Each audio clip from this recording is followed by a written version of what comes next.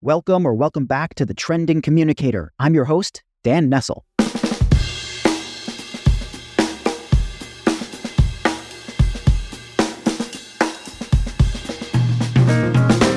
In one of my recent episodes, it might have been the last one, I said that the word of the year for 2024 should have been fractured. I kind of want to double down on that and run with it some more, because I'm not entirely sure everyone gets it. Mass media has been losing ground, audiences year after year, to independents, upstarts, podcasters, teenagers. The monolith that once captured the attention of nearly every adult is no more. Instead, audiences go where they want, hear what they want, when they want to, which isn't a bad thing, but it sure makes it hard to reach them. You all know this. We've talked about it. I've written about it, blah, blah, blah, blah, blah. So why are so many companies and organizations and people and leaders out there still trying to use the same old playbook? Never mind the fracturing of audiences and all those challenges. Think about the daily deluge of AI advancements, the consequences of building a distributed workforce, and then trying to reconsolidate. Think about generational differences. Think about the issues that we've had in the economy. Think about society at large.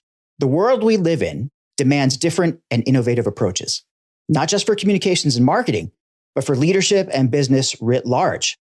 I bring all this up because my guest today is the kind of leader who gets all this and has rocketed to the top of the communications profession, largely because he knows how to help brands and people deal with all of it. With a career that includes both client and agency leadership roles, he advises CEOs on how to navigate complex challenges at the intersection of business, society, culture, and policy. During his 15 years at Edelman, where, by the way, I met him, he led several key global accounts, built the firm's B2B marketing capabilities, led their impact and ESG practice, and ultimately became their U.S. Chief Operating Officer. Now he's the CEO of the Weber Shandwick Collective North America and Global President with oversight of all major global markets. I'm excited to get into the evolution of communications and our place in the future of business and more with my dear friend, the indomitable Jim O'Leary. Hey, Dan, how you doing? How's it going, man? Delighted to be here. Thanks for having me. Well, it's great to be here. And, I should tell my listeners or our listeners that I've been trying to get Jim on the show for 9 months. It's a very long time. A couple reschedules, but we're here now, Dan. We're here now. I mean, and granted, you are the CEO of one of the largest PR firms in the United States, certainly in the world. And, I'm sure that takes a little bit of your time. Yeah, we got a few clients that we're focused on taking care of, but I'm glad to be here. I thought in your lead up you were going to drop an Elon Musk, telling his followers you are the media now, with the media democratization kind of spiel you had going on there. I like that. It's kind of that's the landscape we're dealing with. I tend to not mention these really, really controversial people because I have listeners from all over the spectrum, but you're right. Musk, Elon's onto something there, and he's right. He's reflecting the reality that we live in, this whole fractured world we live in, and that makes it even more critical, I think, to have somebody on your side, to have somebody that supports you, who gets it and can shepherd you through that crazy world we live in, to shepherd you through these changes. It's one of the reasons why I started the show and why, I'm so passionate about, talking about the future of communications and about AI and about these things, because, our profession needs help. And, your role as the CEO of one of the major players in the industry puts you in a very interesting and unique position to have a bird's eye view of all these changes. And you're dealing with clients and you're dealing with leaders all over the world, really, who have perspectives to share, and you're taking it all in and making recommendations to your people. So really, I feel really fortunate, to be honest, that I get to just talk to so many smart people. It's part of my job, right? Yeah. I guess by the time this runs, I'll have been returned from Davos, from the World Economic Forum in Davos, which is the one time each year that I get to hear from dozens of really smart CEOs. And then the comms and corporate affairs and public affairs teams that support them. So one of the best parts of my job, I guess, is that I get to take it all in and then have some perspective that, quite frankly, is probably why I get to have so many more additional meetings with other clients to talk about it. Well, we always bandy this term thought leader about all the time. And, sometimes it's really meaningless. Yeah. Just like any other thing. But it's kind of true for you. Like, you are out there, you're sharing perspectives. You are on panels, you're in industry magazines, you're in leading financial publications and mass publications. Look, I mean, I was going to, ask you to talk a little bit about your meteoric career, but to be honest, anybody who's got an internet connection can figure all that stuff out. And, I'm really more kind of keen to use our time to just hear your perspectives on things. So, I'm happy to do that. I will shut the hell up as soon as I can, but I want to kind of lead into this. No, it's your show, Dan. You keep going. This is great. I appreciate it. But really, like, look, you've had this great career. You've got to the top of our profession. Maybe just a little bit about any like pivotal moments that have happened where anybody who's listening, who's in our world in marketing or communications, what are the pivotal moments that you've seized on, you think, in retrospect, that kind of were game changers for you, if you're at liberty to talk? Yeah, well, it's funny because I actually, my thing is that I always talk to people who are starting in their career and tell them the main thing is you just got to create your own opportunity, right? And so it's less of like, these three, it would make for a nice narrative if I were to say, these were the three moments that really changed the trajectory of my career. And maybe at some point I'll package it up quite nicely like that for the book. But the reality of, as everyone everyone probably knows, is it's actually just a series of micro moments, right? Mm-hmm. And you're just creating opportunity in all of those. And so, I started as an intern at Burson in New York. It was great. I loved it. I went in-house after that. That could be a pivotal moment. I was at Honeywell. That was also a really great experience. I was at Honeywell Global Headquarters, and then I was, running PR for one of the divisions. The biggest division is Aerospace Division. Right then, I went to Edelman, and I did a number of jobs at Edelman, and again, loved that experience, going from being in public affairs at Edelman to being running some of Edelman's largest accounts for a number of years. Then running the corporate affairs practice globally, as you mentioned in the lead up, impact and ESG practice globally.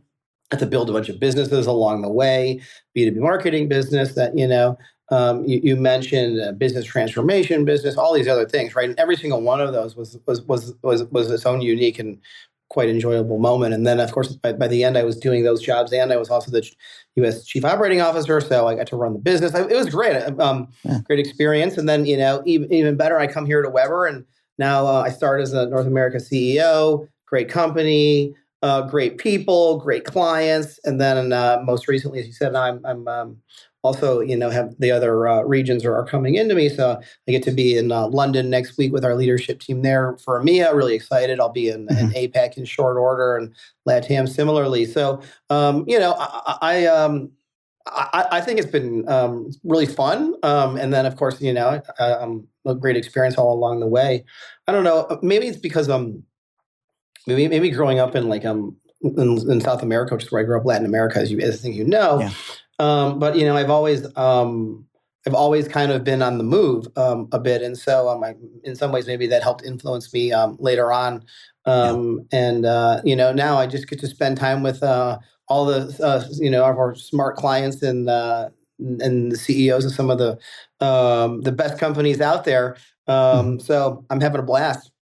Yeah, some of it I think has, and look, full transparency, anybody who's listening, I was Jim's client at some point.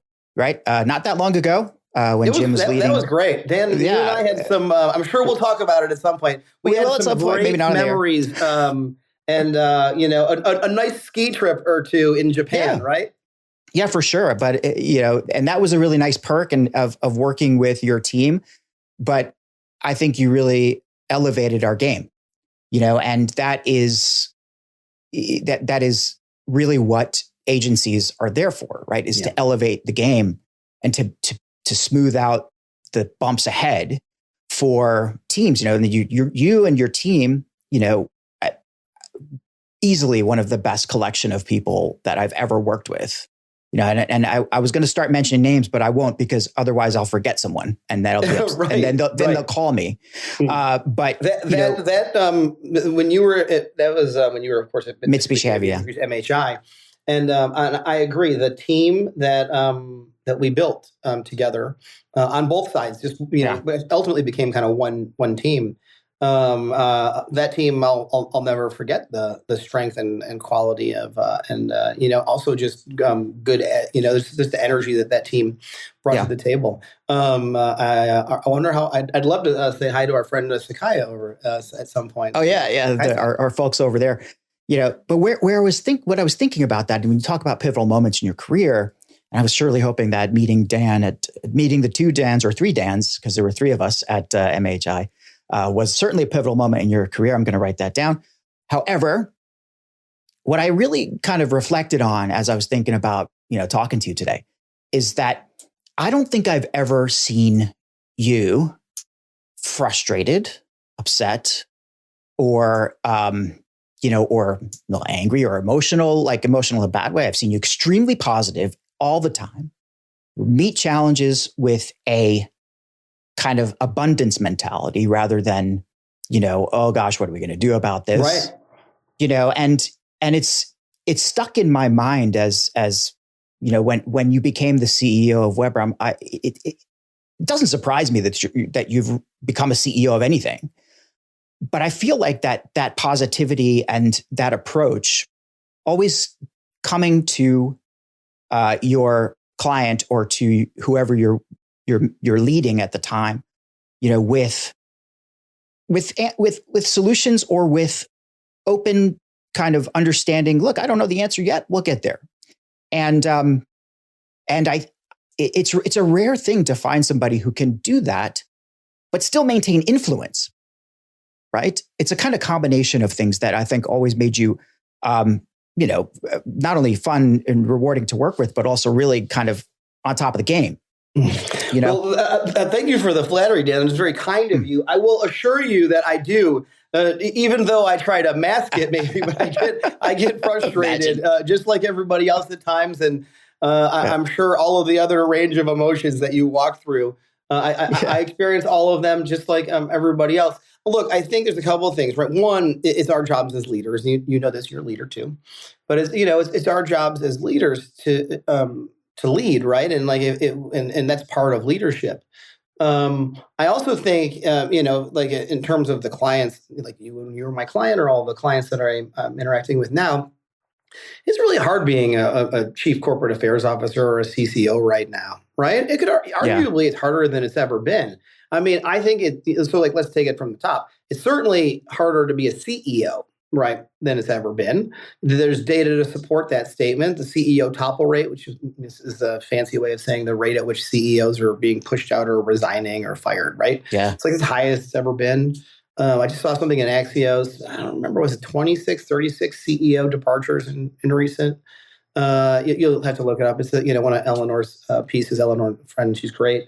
You know her. But anyways, I don't remember the precise latest round of data, but the long and short of it is CEOs are toppling at a rate that is higher than it's ever been. And then they're doing that because their jobs are harder. And they got to do everything that they've always had to do, but in addition to that, they got to do all the new stuff too, right? And much of the new stuff is in our territory. Yeah. And so as a result of that, they got to navigate all this complexity at the intersection of business and culture, business and politics, right?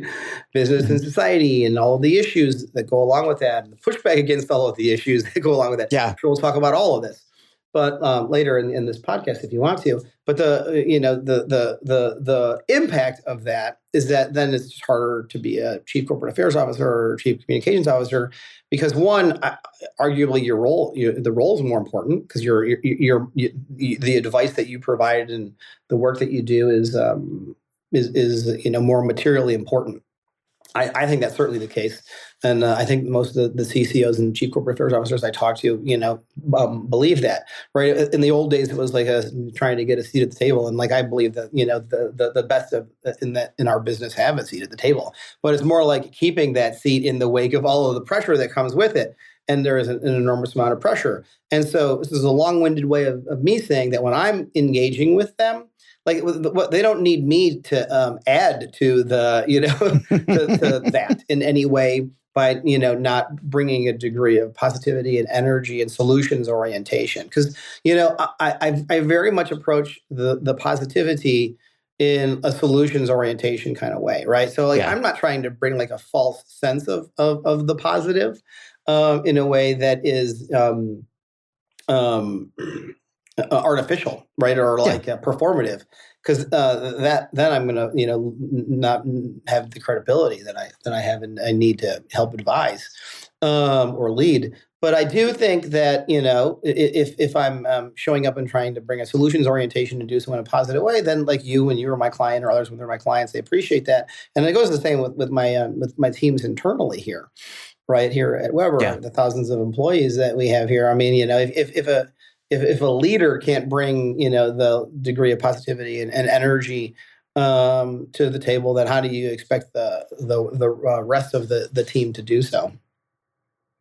Yeah, it's such a refreshing thing when your leader can bring that kind of energy that you might not have seeing the problems of your day to day. Only seeing kind of what's at your desk level, and then you have a visionary or a practical visionary, let's say, who can come in and basically say, hey, look, it's not bleak. Yeah. Right? Things are not bleak. It's a challenge. We got challenges. We got things to do.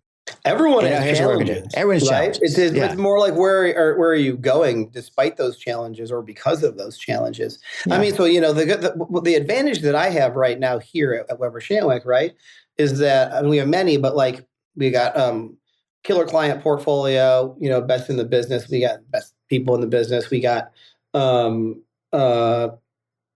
we have a trajectory right now. A growth trajectory that is very atypical of our largest agency competitors, right? We're growing more than twice at the rate that we grew last year. And I don't want to name any of my competitors, but you can, or what they're growing. I mean, it's pretty public, what rate they're not growing at, or they're contracting at, more than one of them. And so I feel really good about all of those, if those are kind of the main some of the main metrics. But then beyond that, I also think about some of the, people-oriented, things that you measure. And, we have, the number of people who within our organization are like proficient with, using our sandbox, which is, of course, loaded with all sorts of AI tools and tech and all of the rest. The number of people that we have here who are thinking about the future of media, right? The future of comms tech, the future of AI across the entire profession or within our business, right? The future of corporate affairs and what that looks like, or the future of earned creative. I mean, I have people across this organization who can talk to those topics in a way that if I look across the industry, I just don't see any other organization that has, that level of talent that we can bring to the table for clients. And I will tell you, I just this week, I can't believe it's, this week because this was very early in the week, but I was with a client who is the chief communications officer. Him. He used to work with us at a former place. Okay. And we had this kind of inspiration session focused on the future of all those topics that I just ran through, and it was the most fun I had all week, and I think it was potentially some of the most fun that he had all week, and then the team around the table as well, because we were very intentionally having a conversation that wasn't about us at Weber Shandwick. We weren't trying to sell anything. I never like to come to a table like that, and it just doesn't feel good. And then it wasn't about them. It wasn't about solving their specific problems. It was like the smart people from their side and our side, all just talking about the future of media, the future of, all the things that I just kind of ran through. Yeah. And when you leave a several hour session like that, you can't help but, feeling the energy and the excitement around where our profession is going. Because I don't know about you, Dan. Actually, I kind of do know about you because I do know you. But what I was going to say is, like, I don't know about everybody else, but I'm certainly very excited about where we're going as a profession. Mm-hmm. I'm certainly very excited about where Weber Shandwick and the Collective is going as an agency. Sure, there's a lot of trickiness out in the world right now. It's not lost on me or you or anybody else.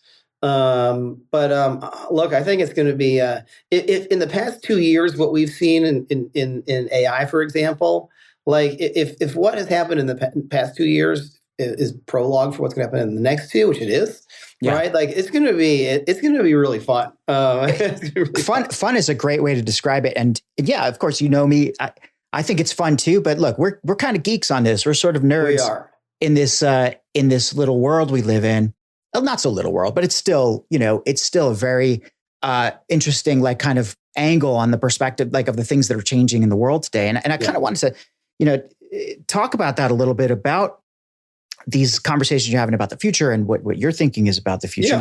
You said earlier, one of the first things you said when you're talking about your own pivotal moments in the career, you said that it's all, you were always looking at how to create your own opportunity, right? Yeah. And I get the feeling that I think every comms professional, every agency person, every marketer needs to write that down and put it, like, on a Post-it or on a poster on their wall now.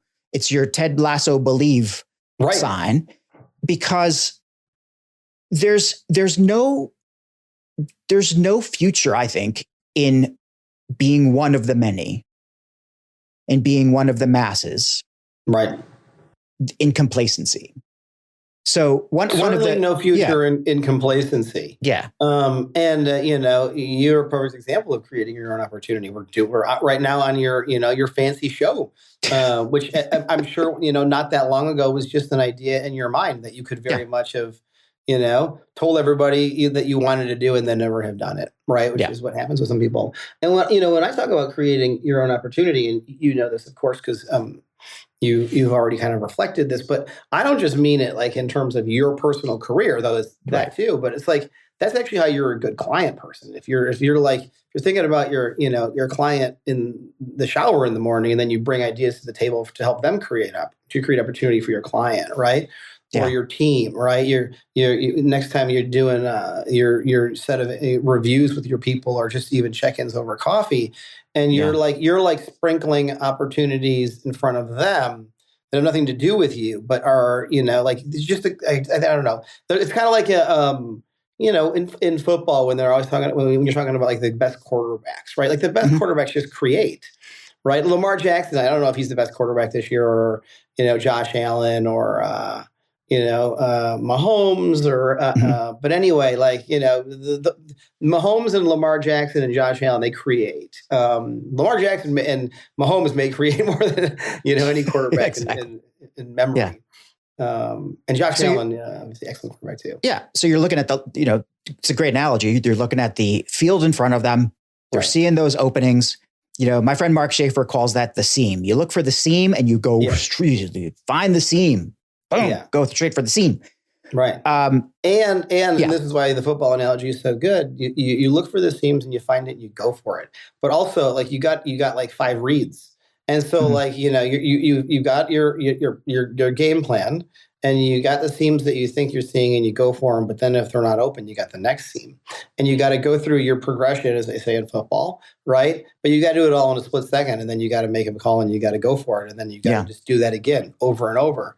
Back to the point earlier that we were talking about, less like major pivotal, career moments, more like a bunch of micro ones, right? I mean, that's essentially, similar to football. And I do think that you got to find your seam and you got to go for it, but you also got to be ready if the seam that you're planning for is not there, to go to the next one in terms of your progression. Because, a game plan in football or in business is no different than what was the military saying back in the day. It was like, no battle plan survives contact with the enemy. Well, it's like no business plan survives contact with reality. No game plan in football survives contact with the defense. Yeah, I would say that's even more true now. With the advent of AI, especially, and with the kind of challenges that we're seeing, with even the talent pool that we have is better and worse in a lot of different ways. I mean, it's not you don't make any. I can't make a broad brush qualitative judgment, but there's certainly a decline in critical thinking for I think a lot of folks entering the workforce, but there's a vast increase in technical capabilities and and comfort with discomfort, maybe. I don't know, but there's I don't know if there is comfort with discomfort, but I think that is definitely a skill and differentiator for people who are successful, and even more so in today's world. So, how about another piece of advice that Dan Nestle has just given us all, which is be comfortable. Like, put that up on your Ted Lasso board. Be comfortable in while discomforted. I do think. I mean, like, so I love to see the acceptance of much more technical skills in our profession. In this meeting I was telling you about earlier with CCO, former colleague of ours, a bunch of people on my team. I mean, I'm introducing our team, and it's like the difference between that and me introducing a team 10 years ago. It's mind blowing, and it's funny because I'm actually literally just thinking about this as we speak. I hadn't even thought about it in the moment, but I'm going around the table, right? Let me introduce you to this person. This person is head of product. This person is has a software development team underneath them. What are they doing? They're doing builds for clients. They're doing our own AI stack. Right, they're doing our own core AI platform so that everyone has access to it, like a co-pilot, right? And so that's the first person I introduce. Then I introduce our global head of intelligence, right? Then I introduce our head of data science. Then I introduce our head of innovation and commercialization. I mean, I'm literally going around the table, and I'm like, oh, well, a good thing I have one media person in the room. And by the way, the media person that I introduced is brilliant. And, she's sitting there talking not about, kind of the old school stuff. I know this person. I know that person. I know this person, not that one. Yeah. Right. Yeah. No, she's talking about, how media democratization is accelerating, right? And how, we believe in the media network effect, whether it's legacy media or meme accounts, and how it's, shaping narrative in a way but much different than ever before. How, with media diets being personalized, like Dan Nestle said earlier on this call, right? Or the need to engage with creators and communities, and then AI's role. What's the future of media? Machine readability. What's the role of machine readability in all of that, right? What do you do in a polarized media world, right? And then what do you do in an algorithm-driven media world? I mean, there's just so much more to it. Yeah. It's by the way, it's not that the relationship game is any less important. It's just like one of a much broader set of things now, right? Oh, yeah. And so there's still people who have very high-level media relationships, and our clients love and need that. And those people are just as important. But then there's also people who bring a different perspective to it. And so it's just the evolution of the overall integrated media ecosystem requires kind of a much broader set of skills now. I think it's an expansion. It's not. I mean, the media environment, for sure, like what we used to call and what we still call top tier media, has contracted in terms of maybe the reach, maybe in terms of the number of journalists out there, the number of those media platforms, for sure, and even in influence in a lot of ways. But because of the fracturing and the rising of so many different smaller channels with smaller followings, you're not going to necessarily, like, even 2-3 years ago, you would say, I'm going to try to pitch this story to this, and this.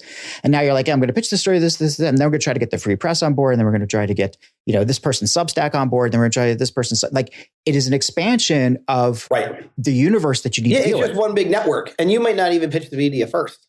You may actually use something that you've generated on social to pitch the media after. Or you may not even pitch the media at all as part of it. But you're absolutely right. It's interesting because it's very audience based, right? Because there's still a very high level CEO and what surrounds the CEO audience that is consuming business a media diet that's not dramatically dissimilar than in the past. Yeah. Maybe it's online versus in the print edition, though in some cases that's not even the case itself. But it's just depending on who you're trying to reach, right? Like if you're trying to reach Gen Z, I don't know, but I would venture a guess that some of the major daily mainstream media newspapers are not the best way to reach Gen Z, though in some instances it might be. But again, that's the whole point of why you have data and why you have a bunch of tools and tech to build custom audiences in ways that were previously impossible, and then target them. Yeah. And I like what your description of the people around the table talking about the various skills. It's like it's very different than you're right than it would have been 5-10 years ago. every one of the people that you mentioned is essentially like a one-person operation. It's no longer, this is my role, this is my function. It seems to me, and especially with AI now, there's no excuse not to be this way. Like in fact, the reason that I'm even out on my own now, I mean, apart from the fact that it wasn't 100% my choice, but the reason that I'm making a go of it and trying to move forward is because I am able to be a one-person company. I have so much more at my disposal. I have an ecosystem of research tools, of analysis tools, of creative tools, for like almost no money, that give me the ability to create output that just a few years ago you would need 6 people at an agency. Yeah, previously would have been impossible even a year ago. And maybe the tools were all available a year ago, but what the output wouldn't have been good enough for the quality that your clients are going to require. But 2 years from now, imagine what the stack that you have at your disposal as a one-man band is going to be able to produce. That's very interesting. I was even having this conversation earlier this week in the meeting that I referred to, where I was asked at the table, I said, how many people around here now go to either like ChatGPT or Perplexity or whatever first before Google?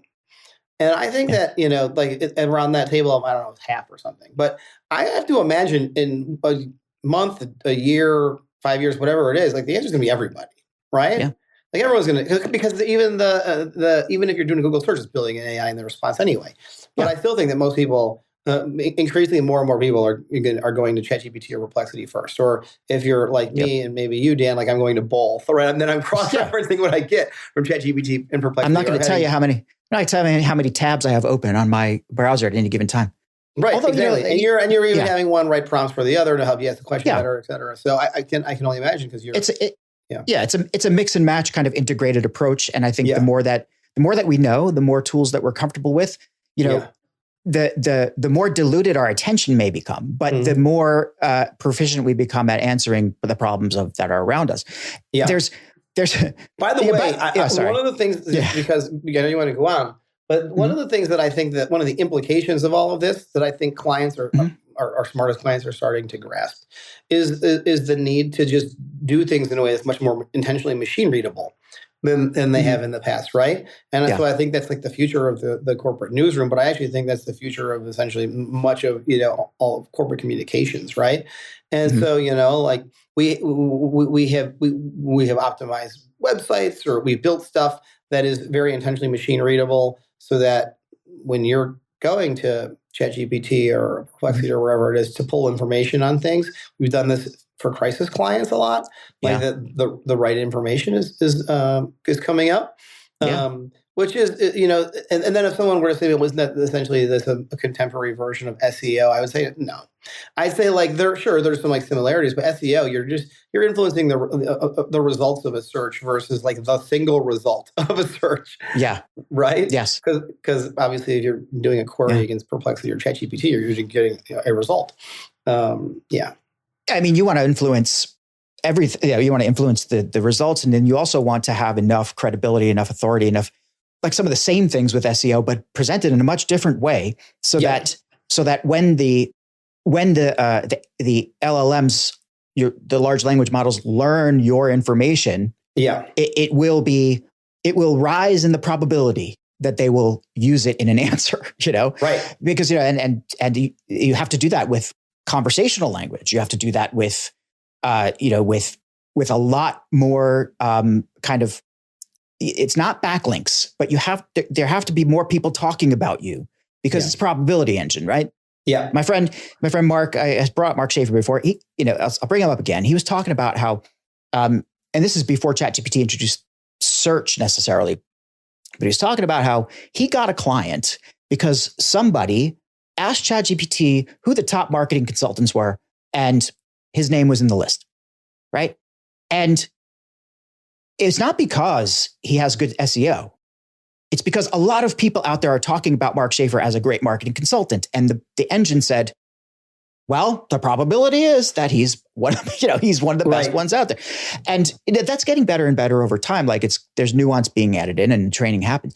But what I really wanted to talk about, I'm sorry, I got distracted with that just a little bit. But what I really wanted to ask you, when you went around that table and you have all these different people with these incredible kind of one person operation, your kind of people, I guess, or skills, is that what everybody's going to need now? Like, do you need to have this? Okay, yes, and I've talked about this before on the show. People will know that I'm very, very kind of, I'm not going to say pessimistic, is the wrong word, but basically I think job descriptions are a load of crap. Like they're just not going to work in the future. Like your standard job description. Certainly the approach to job descriptions is a bit dated, yes, right? It's dated. Yeah. And are those people what everyone is going to need in the near future? I think certainly that the answer is yes in terms of our clients. Like, does every client need to hire one of each of those people? I don't think so. Yeah. But does every client want to have access to those people? Definitely, right? And so, if I'm going to credibly show up to a meeting with a serious client who might be bringing some people from his or her side to the table from a data science team, an in-house data science team at, an Amazon or a Google or a Meta or whatever it is, then I can't show up without my own data science person or data science team. And how am I going to have a meaningful conversation? Similarly, if I know that we're going to have to build something in the wake of the meeting or in the lead up to the meeting, if I'm going to need to create a series of synthetic audiences to test something against, or of course, let me reframe that just a little bit. What I mean is yes, you need a data scientist, right? And maybe that's not the best example because a scientist is fairly, there's certain things they need to do. But let's say you need it. Let's go with the data scientist. You create a job description for the data scientist to hire this person, right? But the fact of the matter is that there's going to be a lot of people out there who don't necessarily may not necessarily have those check boxes off, right? But because of the tools that they have available to them now, they can produce just as good work as any data scientist. And if they're doing that as part of what they do anyway, and maybe they don't even realize they're now an armchair data scientist. I'm not saying you should hire that person. What I am saying, though, is that person's traditional role didn't include data science, but now they're doing data science. So we need to be I think we're going to have to become, rather than put the job description in a box, it's more like a permeable membrane of some kind where, you have a couple of core things that have to be true, but then, you have to leave room for people to grow and expand and become that one person operation center in the directions that they want. I definitely think that you have to be much more multidimensional as a practitioner, and so I'm very much agreeing with that. I do think that there's two things that are happening, and it would be a false choice to choose a one or the other. Yeah. So one, you need just the practitioner to be much more multidimensional. You also need specialists who are the opposite of that can be drawn on by the multidimensional practitioner to do very specialized tasks. And so, or you need to have an agency or a partner who can do that for you, right? Because I don't want everybody to be like an almost data scientist. Right. I want the person who is, if I'm a client, I want the person who's running my account to be able to know enough to bring in the right data scientist or the right, corporate affairs strategist or the right AI kind of maybe I don't know what would be the most recent example that I thought that was quite interesting. Someone who wants to essentially build a custom audience set, target it, but then before doing so, test a bunch of stuff on a synthetic group of the exact same audience that they're going to be targeting, optimize the results based on it, and do all of that in three days. Yeah.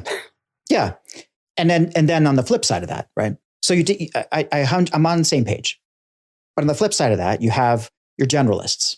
Yeah. And maybe this applies far more to the people like us or the people who come up as, strategists or, communications, whether they're coming in as an account exec and moving all the way up through VP, SVP, VP in an agency, or they rise to the role of manager, senior manager, CCO eventually, or, director, whatever. That's traditionally been this kind of, all right, now I have media relations. I'm going to add media relations. All right. Now I have, now I understand investor relations. Okay. So you're adding to the boxes. Yeah. Definitely all valuable, all important. But now with these kind of, with the tools in your pocket, with the amount of knowledge that you have at your disposal, right? Some people will continue along that path, but many, I think, or more, or increasingly more, and people like me, and I'm certainly a focus group of one, but will say, yes, I see that there's media relations that has to get done. However, strategically, I don't think it's as important for my company. So, I'm going to downgrade that. Not going to kill it, but I'm just going to kind of turn the volume down on that. Instead, I'm going to focus my energy, right, on developing an owned content strategy where I can now, without much help, build out an audience profile, do some research, do all this kind of stuff, right? And then I can take it to the experts to validate all that stuff, right? But I'm doing all this pre-work or all this kind of thinking and strategizing and kind of building out a program that I would not have been able to do without 4 people before. Right. And therefore my job description should sort of expand or change to kind of account for that. So I would not raise my hand and say, hey, I have run, 300 analyses of charts and information on ChatGPT. I am now a data scientist. No, definitely not. But what I would say is I know how to run charts and data on ChatGPT. And I also know that I'm going to go to my friend over there, who is the head of intelligence. And I'm going to say, can you validate this? Is this the right approach? Does this help you at all? So, point is that role. And that certainly changes the speed at which you can operate, right? The amount of, we were talking about this earlier in the week too, but the speed at which you can do many of these things is just dramatically changed. Yeah. And the ability to do so, to your point earlier, as a one-man band with a bunch of tools versus as an entire team of people. Yeah. Do you think that, so do you think this kind of, this army or this people get on me for saying army, I don't know, but this kind of cadre of almost entrepreneurs, let's say, even though they may not have that entrepreneur mindset, they have this kind of multi capabilities. Is that the agency team of the future? Like, is that where you're going? With keeping in mind what you said earlier about having specialists. Yeah, well, no, I think it's that would be a false choice. I think that there's a role for people like that. I think that there's dramatic client demand for specialists. Yeah. I think, it all depends on ultimately what our clients want. Yeah. Right. And so if our clients wanted us to do a quick and dirty, inexpensive publishing program like you were just describing, then maybe that would be then I'd say yes. But that's not what they want. Maybe some might want that, but that's not what our clients typically would come to us for. Right. Right. And so, if our clients come to us and they want to break through into culture, and the way that we do so is like the Pop-Tarts edible mascot. Maybe in the future, but I don't see that being something that that AI is going to conceive of. Do we use AI tools in order to do so? Sure. In fact, we use AI for creative, a lot these days, right? But not not in that kind of way. So I guess it depends on what clients want. And then similarly, is a corporate affairs client going to come to us and if a corporate affairs client comes to us and they want us to help them, navigate through the biggest crisis of the year or biggest labor union negotiation of the year, or the biggest M&A transaction of the year, or board level stuff that's not what they're going to even prioritize.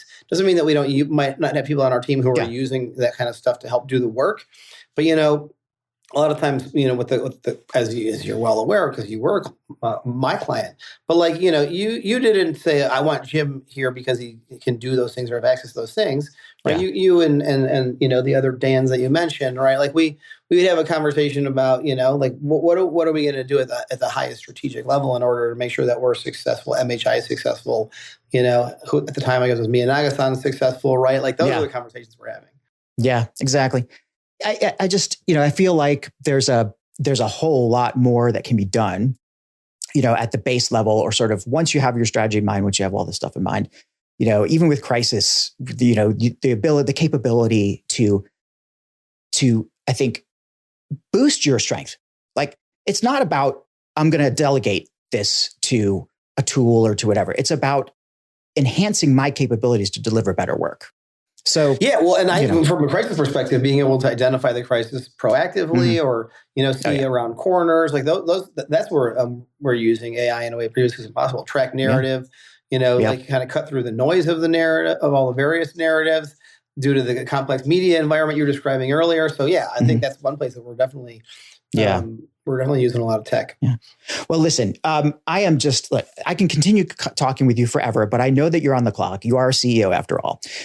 Indeed. Though, Dan, I will say that if you want to, we can do, I'd be happy to do like a quick, live from Davos. Live from Davos. Well, I might take you up on that. Yeah. Believe it or not, I have a schedule as well. But I'm sure you do. What I want to do before you go is just simply give you like just one, last words, any big picture advice for folks struggling with the future, understanding our audience's PR communications, those folks, people that you like to talk to, big picture, any last words?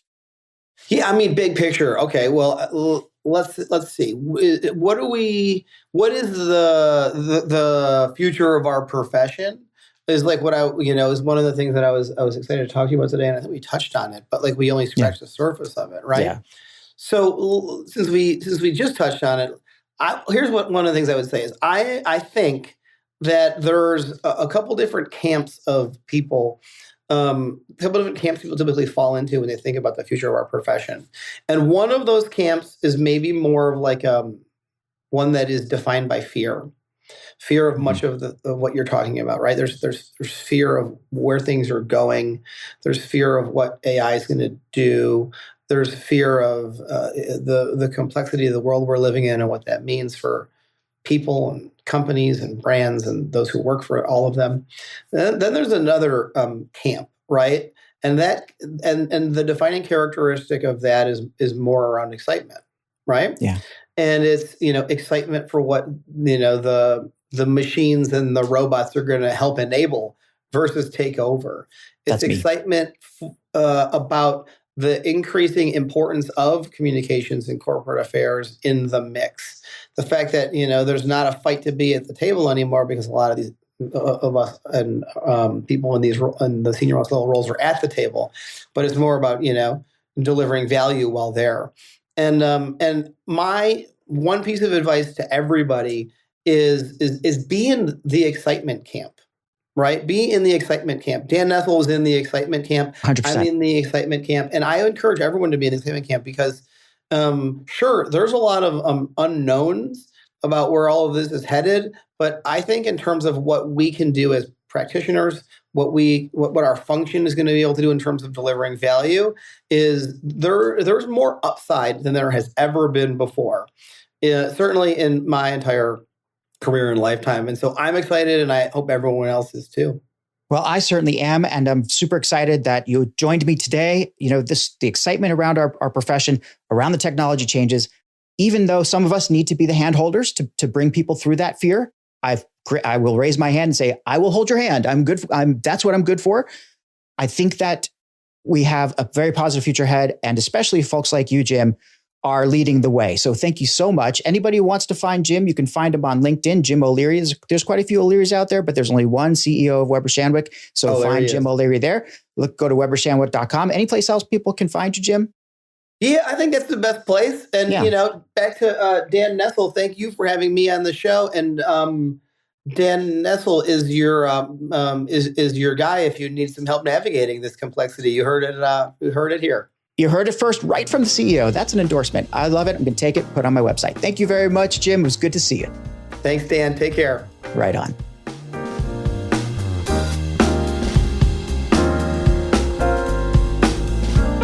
Thanks for taking the time to listen in on today's conversation. If you enjoyed it, please be sure to subscribe through the podcast player of your choice, share with your friends and colleagues, and leave me a review.